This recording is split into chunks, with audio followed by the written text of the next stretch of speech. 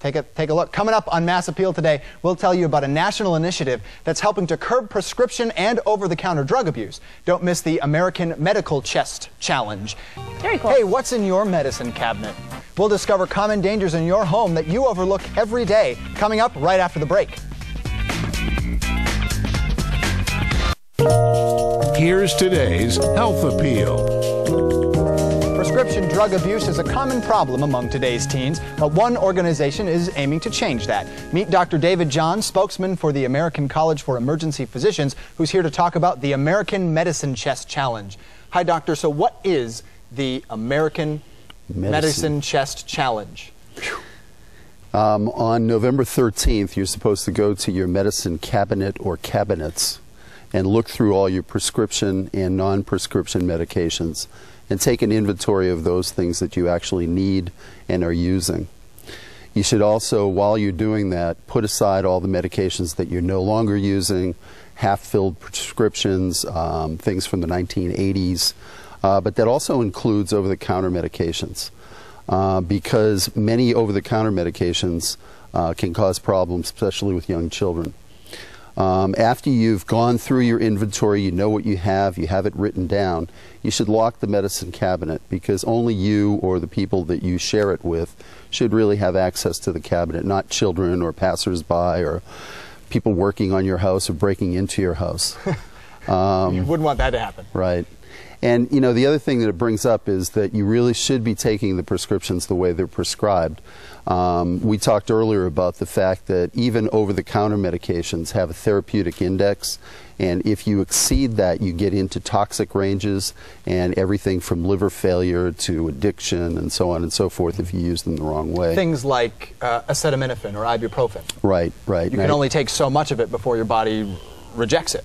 Right, and you know, there is an upper limit of normal, and if you exceed that, you run into toxicity, and in the case of acetaminophen, you can run into liver failure and a liver transplant and the whole 9 yards if somebody catches it. And we don't want that. So now, why is this cause so important? Well, it's important to me because I handle toxic ingestions in the emergency department, and a lot of times it's unintentional. It's a child that gets a hold of grandma's heart medicine or something along those lines. Sometimes it's intentional. It's an impulsive teenager that the boyfriend broke up with them and they decide to grab whatever's in the medicine cabinet and swallow it. But I think, you know, it's important also because addictive drugs or prescribed drugs are now second only to marijuana in terms of abuse, and it usually is the young teen population, surprisingly young females. You know, there are a lot of medications that you take for anxiety, such as Klonopin, various other things. There's medications you take for depression. There's pain medications, and I can't tell you how many people come to the emergency department with things that I can't measure who are there for pain medications and pain medications alone. And fortunately for us in the computer era, I can find out that they've filled that same prescription 6 times that week from other emergency departments or, you know, primary care physicians. Whether they might be selling it or if they're selling it or abusing it to themselves, right. You don't want to have to deal with that. Back when I was in training, one Percocet was $10 on the street. So. Wow. Wow. Now, there are 5 steps to the American Medicine Chest Challenge. The first one, you want to take an inventory of your prescriptions. Actually go through your medicine cabinet and write down on a piece of paper what's going on. Right. And why you're using it. If you don't know why you're using it, you should probably be calling the person that's prescribing it. Say, what is this for? Yeah. Okay, and then once you've done all that, lock your medicine cabinet. Right. Now, why is it so important to lock your medicine cabinet? Just because there's other people in your dwelling, you know, could even be roommates in college or something along those lines. I mean, one of the things that I found out from my kids was that kids that are on Adderall and Klonopin abuse them when they go out partying. You know, so if your roommate happens to be on Adderall, you want to stay awake a little longer while you're drinking to develop toxic alcohol ingestions, you take a little bit of Adderall. Okay. So when you go through and now you've gotten rid of your old medications, what do you do with those? Can you just take the old prescription medications, the old over-the-counter decongestants, do you just take the box, throw them in a trash? Because that's what I would do. Most people think you should do.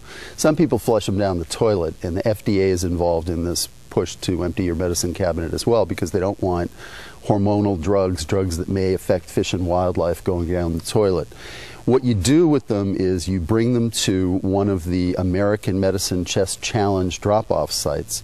And if you don't have a site nearby or can't get to one, essentially what you do is you dump the pills into a plastic Ziploc baggie.